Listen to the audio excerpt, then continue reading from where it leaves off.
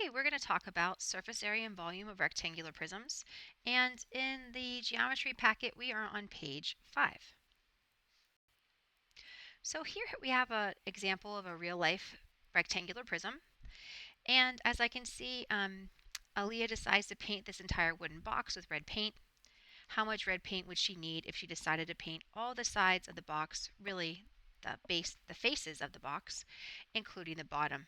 So she's not filling the box with paint, but instead she is painting the outside. She's going to cover it in paint.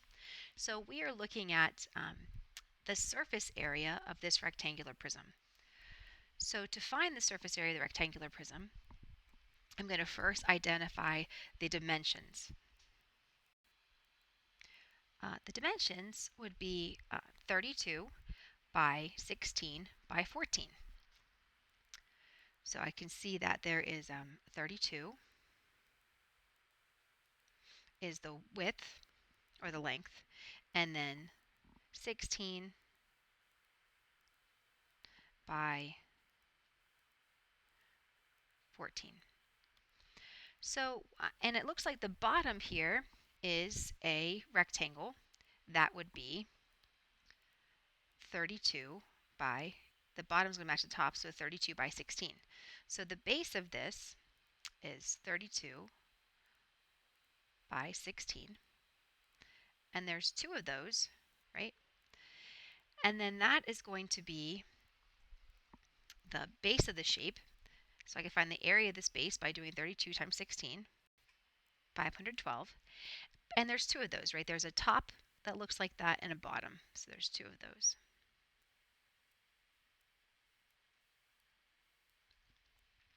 Plus, there are 4 other faces. And those 4 other faces are going to be the lateral faces that go around this. And they all have something in common, though. Those other faces going around are going to have this dimension of 14. So there's going to be this front face here is 32 by 14. And then the side face here would be 16 by 14, and the back would be 32 by 14, and the other side we can't see would also be 16 by 14. So they're all going to have that 14 in common. So that means that I'm going to be multiplying 14 times, I'm going to multiply 14 times 32, right?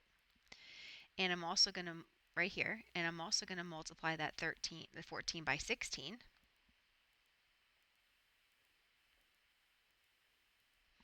And I'm going to multiply 14 by 32 again to get this back face.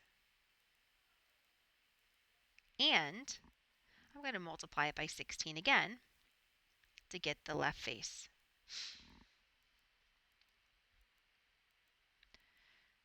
Okay, so then to get all of that, well, that just equals 14 times whatever's inside here, which is, and that equals 2,368.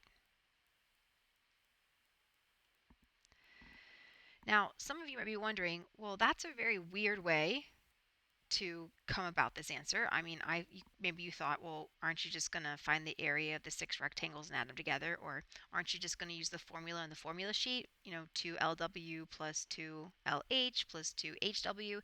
And I know I didn't do that, and there's a really good reason why I didn't do that, and it's going to come by later. But in the end, you could use multiple strategies, many different strategies, and come to this answer. So really what we want you to do is have the right surface area, which is here. So in this problem, it says Sarah wanted to try new cereal shown below. How much cereal would fit inside the cereal box? So now we're talking about filling something. Well, filling is volume. And to find the volume, what you're going to think about is, I want you to think about it this way. We are going to be filling it from the bottom to the top. So we're going to again start the same way as we did before. We're going to identify the dimensions. So the length is 8. The width here would be 3, and that would be right, well, I guess it's going this way. The width would be 3. You see it up there, 3. And then the height is 11. So the dimensions meet at a vertex here. And what I want you to think about is the base is the bottom of, we're going to use the base as the bottom of this box since it's a rectangular prism. It doesn't matter which one we pick as the base. I'm going to take this base here. I'm going to try to draw it for you in highlighter. And imagine that you were only going to make one layer. So let's say you were going to fill this cereal just one layer, like 1 inch high. And so that means that it would you would be able to fill it with it would be 8 times 3. Let me try a pen. 8 times 3. And so that would be just one layer. That would be the same as just right here, just the bottom layer. And then how many layers would it take to fill that? So it would take 11 layers like that to fill this entire box. So I'm going to take this one layer, and I need 11 of them, so I'm going to multiply that by 11. So the height is how many layers it takes to fill this box. So there's like one layer, and then you need 11 of them to get to the top. So I took 8 times 3, which is really the area of this base, and then I multiplied that by 11, which is the height of the box, and that will give you the number of cubic inches it takes to fill, which will be 200, right? 24 times 11 is 264 inches cubed. So it would be 264 cubic inches. Now, I know, again, you're like, but if I look at the formula sheet, it just says length times width times height. And if you did that and you got the right answer.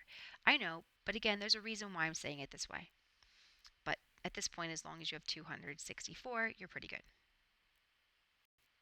So far, the main thing one of the things we really want you to understand is that you know when they want you to find surface area because that's the outside. It's the total area of the faces.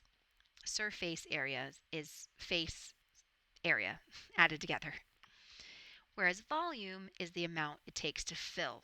It's the inside of a 3D shape. So you want to look for some keywords. Keywords for surface area would be like you are covering, wrapping,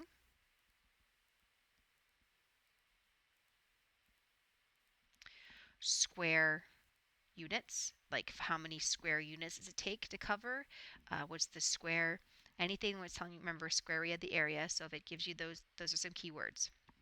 Whereas for volume, they'll say like fill, it would say the inside, or it might ask for like cubic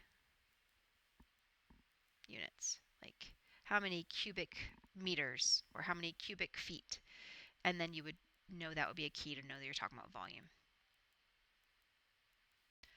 So as I look at this example, it says Kelly wants to cover a shoebox with decorative paper without overlapping the paper. How much paper would she need to cover?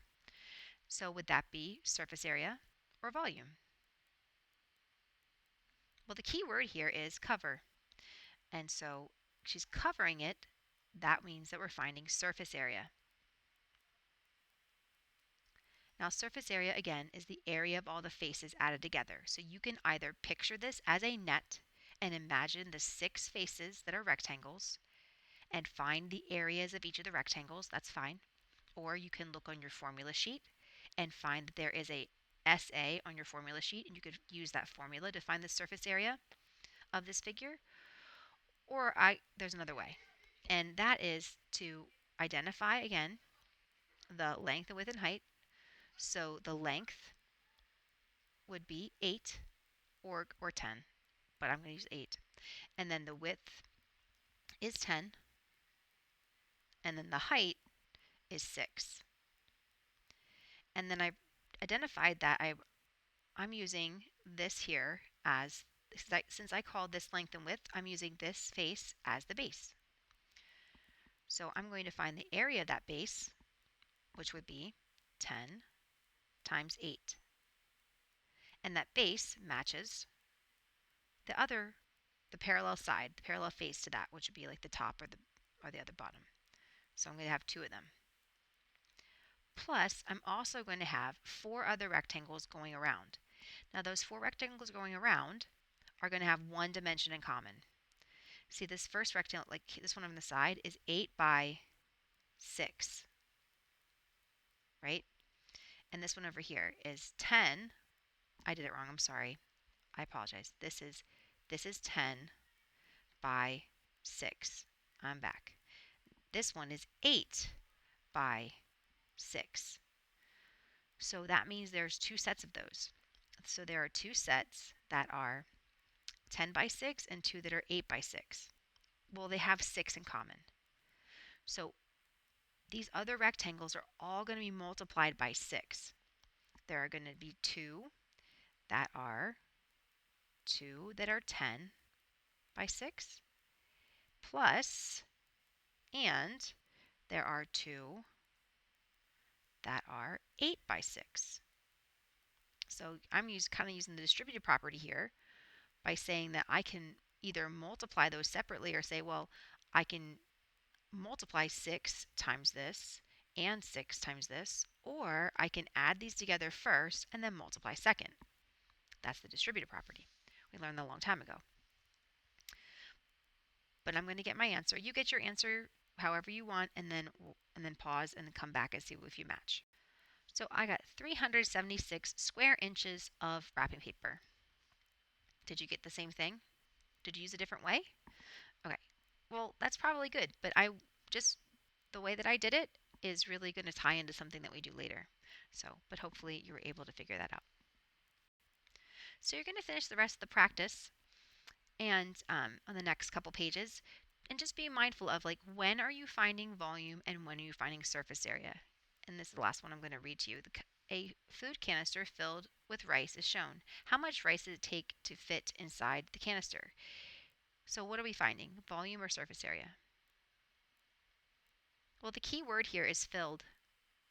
So if we're filling it with rice and we're fitting it on the inside, this is volume. So they're asking you to find the volume of this.